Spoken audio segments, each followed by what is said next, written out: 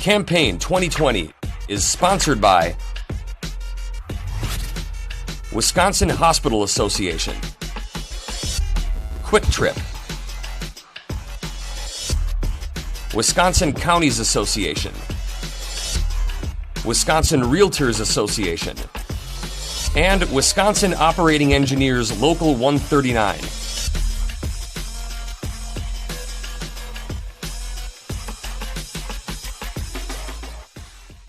Clint Moses of Menomonie is a Republican candidate in the 29th Assembly District. The primary is August 11th. Clint, welcome to WisconsinEye. Hey, welcome. Good day. I noticed in some of your Facebook or campaign materials, you say one of your priorities is you're worried that small towns in Wisconsin are disappearing. What difference would you like to make on that subject if you're elected to the Assembly, sir? Well, the biggest area is making sure we're not over-regulating those businesses in those small towns, making sure that our ordinances are obviously protecting people, but not overbearing. Small business creates a lot of jobs in a lot of these small communities. It's nice to be able to keep jobs in our small towns so people aren't commuting, like in our case, up to the Twin Cities metropolitan area or into St. Croix County, like Hudson, some of the more urban areas. But biggest thing would be to really watch how much we are regulating. I own my own small business. I actually own a couple of them, and I've seen the impact that sometimes the ordinances can have. Many times they have good intentions, but then to have to actually work around them or work with them in order to run a business would be quite a challenge. I'm just curious, is there one ordinance that you want to cite as pretty onerous, Clint? Well, a good example, like in our business, Menomonie, where I live here, is pretty strict on their sign ordinance. Based on the square footage of the building you've got or the frontage that you've got, what size sign you can have. And one of our local big, like our big Chevy dealer here in town, put a lot of money into an old, was a Kmart, and they fixed it up and put in a nice dealership there. And then they weren't able to get adequate signage out there to display their products and stuff. And so I think that's one of those really restrictive things that I'd like to see. Just kind of common sense, I guess. Okay, I understand. Yeah. Let's work through a few issues here pending in the Capitol. You know, Clint, the governor has warned that because of the pandemic, we could collect $2 billion less in taxes in this current budget year. If there's a $2 billion budget shortfall and you're a member of the Assembly, you've got a tough choice. Do you cut current spending or do you raise taxes and fees? Where are you on that choice, sir? The easy answer for me as a conservative is you cut spending. You got to find areas where you can trim some of the spending. I'm not a big fan of raising taxes, whether it be gas taxes, property taxes, income taxes. I think here in Wisconsin, we already pay a pretty high percentage compared to a lot of other states. But I do know the challenges we're facing. You know, I'm on our local school board here in Menomonie, and I'm the clerk. And I know that we're going to be looking at budget shortfalls there. So we've already had these discussions. What areas do you cut? I mean, it's really hard because you still want to provide these programs and services, but definitely some trims are going to have to be made. Okay, you mentioned the fuel tax. Let's land on that a little bit. Yeah. That gas tax is 30.9 cents a gallon. Hasn't been raised in 10 years, but you don't support an increase to stabilize funding for our highways? Well, you look around at like neighboring states. For the longest time, I mean, I used to commute from Menomonie here to a clinic up in the Twin Cities in Bloomington, and I would always make sure I gassed up on the other side of the border because their their fuel tax was significantly cheaper than ours. Well, now they've caught up. So, I mean, I definitely think we got to look at the surrounding states, but no, I would not be in favor of a major increase for sure. So, okay. I'm intrigued. You serve on the school board. Schools and local governments deal with property tax limits and caps on how much they can levy in property taxes. Now you can pass a referendum to get around that. But my question, if you're a member of the Assembly, is would you vote to keep those property tax limits and caps or get rid of them? I would it's kind of a two-part answer for me. I would be in favor of keeping the caps that are in place. At most, maybe an inflationary increase. Like at our local school board, we've the last 2 years had for employees, for instance, for salary increases, a 1.92% increase, which is supposed to keep up with inflation. So other than that, like when it comes to like property taxes, I'm proud to say my time on our board here, we have not changed the mill rate on our property taxes for our constituents that are in the Menomonie area schools. So at most an inflationary increase, but I would want to definitely keep caps. I'm not a big fan of increased spending. Okay. Counties and local governments rely on the property tax to pay for about 40% of the services they provide. That's seventh highest in the nation and 10 percentage points higher than other Midwestern states. Is it time to consider alternative sources of revenue for counties and these local governments? Potential alternative sources of revenue, broadening the 5% state sales tax to now exempt products and services, or should local governments be allowed to levy the half-cent sales tax? Do we need to look at giving them some other revenue options, Clint? I do think, local government, I think our county should have a little bit more control over what they do. Like, for instance, here in Dunn County, where I'm from, they just implemented a wheel tax, which I just got to see the increases from that when I renewed my license plates here in the last month or so. So I do think you got to give local government some flexibility. I don't think we can restrict them at the state level. My county also has a 0.5% sales tax that they charge and collect. But I do think a lot of that's got to answer your question, a lot of that's got to be left up to the local governments to do. As far as alternative funding, alternative sources, I definitely think there's things that need to be explored there. But I think we'll find if we leave more of the choices up to our local governments, I think that they're going to be able to save and maybe come up with some better solutions than maybe the federal or our state government might be able to. An issue that continually comes up in the Capitol is medical and recreational marijuana. What's your position on that, Clint? Well, I'm a chiropractor, and I see a lot of people with chronic pain, and I used to be very strict against any form of marijuana use, whether it be medical or recreational. But I can tell you anecdotally and from my basically from my practice that I've seen people that have had good success with treatment of it. I do think that it can be misused like any drug. It could be tobacco or alcohol could be misused, but I would be in support of medicinal use for marijuana. Recreational, that gets a little gray for me. That's not an area that I could really jump quite 100% on board with at this point. Okay, understand. Americans know a lot more than they did 2 months ago about how some police officers treat those in custody. Now, these incidents have led to calls for reform. At the state level, the governor would like some statewide standards set for how police officers can treat those in custody, maybe ban chokeholds, ban no-knock warrants, keep a database of officers who are most often prone to violence. Could you support any of these changes, sir? I would. I mean, it's clear that there's some reform, there's some changes that have to be done. However, I will say there's criminals that wear badges and there's criminals that don't wear badges. So every profession definitely has its outliers. It's bad people. So I do support our police, our law enforcement. I think we need to look at making sure they got all the tools necessary. I am in no way in favor of defunding our police. I think if anything, this is a time when we really need to double down and give the police the support that they need. But I think, yeah, definitely training. And the other thing is keeping track of bad officers. In my practice as a chiropractor, once again, I'll refer back. If I get a bunch of complaints, the state licensing board is going to start cracking down on me. I'm going to start losing my in-network benefits as far as an in-network provider. I think the same thing should occur with any profession. If you've got someone who's not doing their job, either they're incompetent or they're doing criminal, certainly they shouldn't be doing their job. They should be losing their license or losing their ability to do that profession.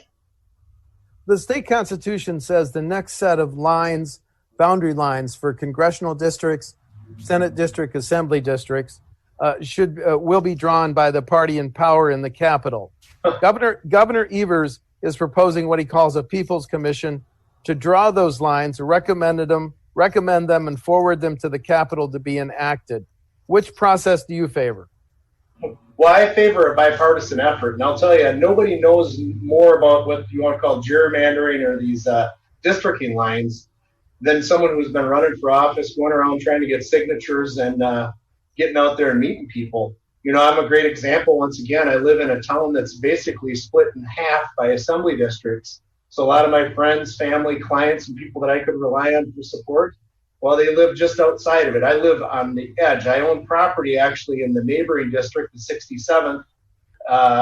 So I would be in support of a bipartisan effort. It seems like over recent years, at least, going back over the last decade, that the party in power always wants to change it to suit their benefit. But something more common sense, bipartisan, should be definitely considered and done. Well, we live in very interesting times with the COVID pandemic.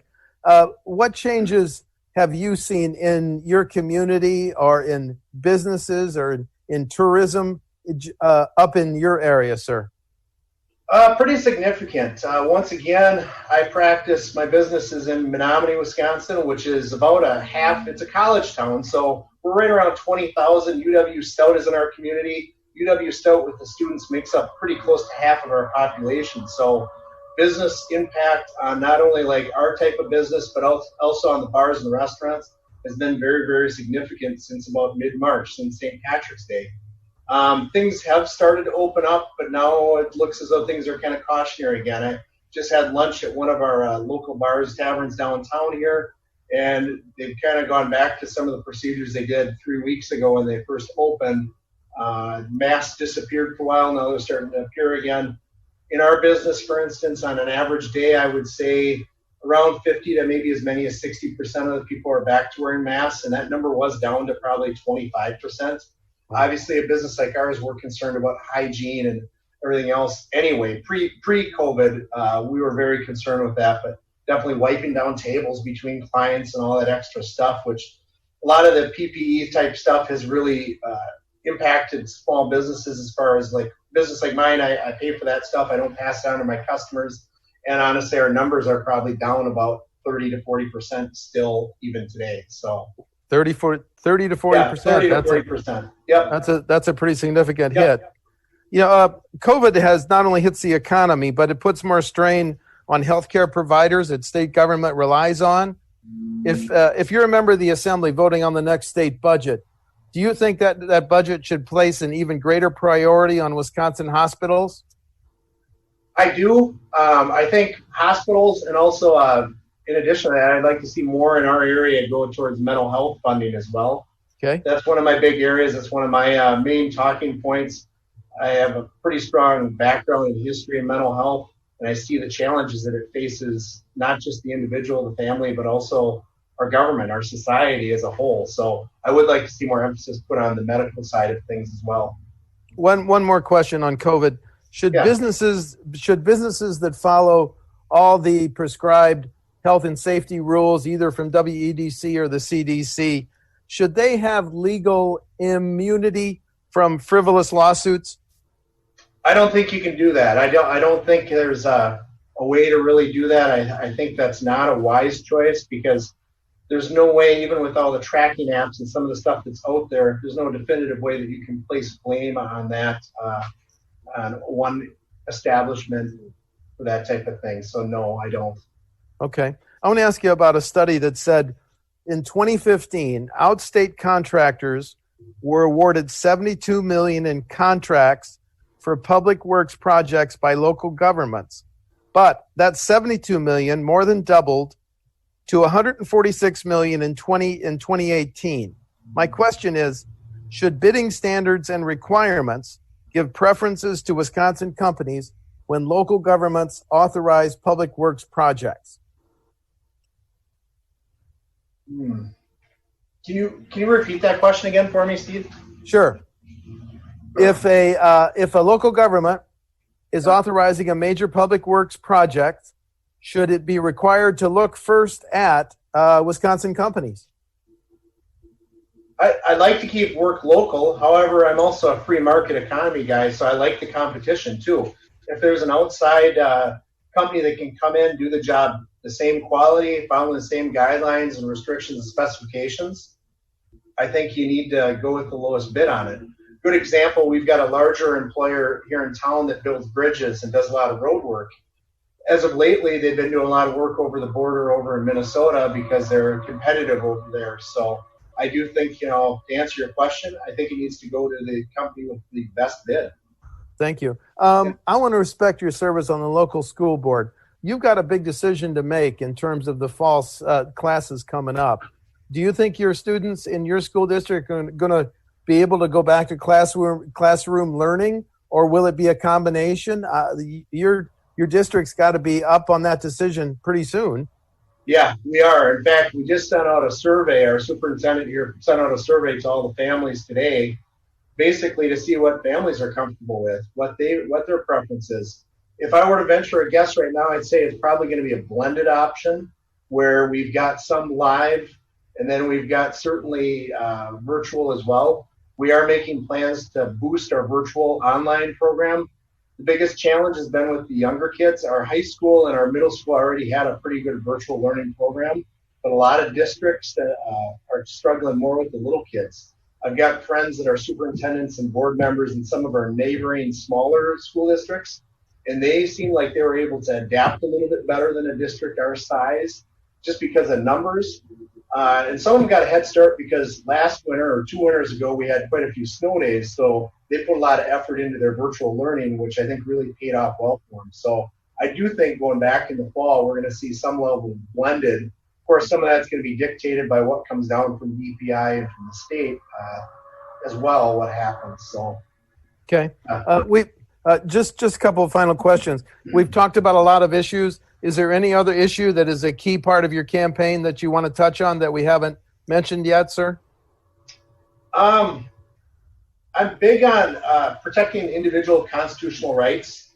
It's been a real fine line, obviously, with public safety, with what's been going on with the coronavirus, but then also protecting people's constitutional rights, their First Amendment rights, their ability to gather are huge to me as well. I mean, be smart, be reasonable, but to me, it's quite concerning how quickly we can lose those rights. Okay, final question. You want to highlight differences between you and your opponent on August 11? Why are you the most qualified? I've been around quite a while. When I'm not busy on my little farm raising beef and sheep or attending some of my girls' activities, doing family stuff, or being a chiropractor, I have been serving my community for a number of years, as long as I've been in practice, which is about 20 years. I've served from nursing home boards to the Boy Scout boards. I'm a past president of our local Rotary Club.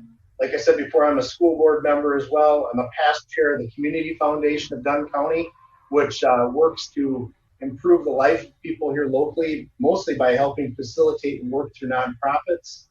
I've led those boards. I've been a small business owner for my entire life. I started my first business when I was 16 years old, mowing lawns and doing landscape work. I was able to pay my way through undergraduate without any loans, which is quite a feat when you talk to a lot of our young people today. So I just got the experience out there. One of my opponents is just fresh out of school, doesn't have the experience. And then the other one just is a little bit more limited, I think, in what they've done as far as their community outreach and their community involvement.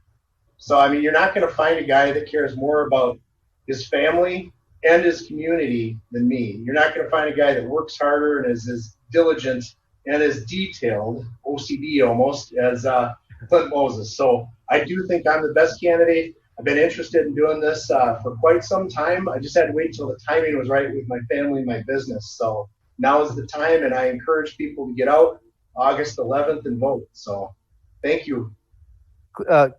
Thank you. Clint Moses is Clint Moses of Menomonie is a Republican candidate in the 29th Assembly District. As he said, the primary is August 11th. Clint, thank you for talking to WisconsinEye. Yeah, thank you. Have a good day. Thank you. Campaign 2020 is sponsored by Wisconsin Hospital Association, Quick Trip, Wisconsin Counties Association, Wisconsin Realtors Association, and Wisconsin Operating Engineers Local 139.